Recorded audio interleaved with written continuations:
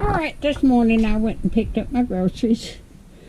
I got some bananas, and I've been getting Marie Callender sweet and sour chicken, and Banquet's got that too, and it's a lot cheaper, so I'm going to see if it's as good as Marie Callender.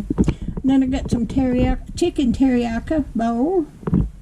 Then I got some more of these Michelin fettuccine Alfredo. I got 4 of them.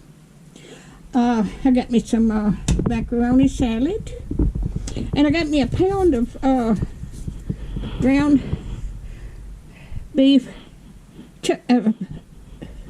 hamburger meat. And I got 2 baked potatoes. And I've been wanting some chili. And I got 2 cans of chili with beans. And I got me a half a gallon of milk. Then I got me some bread.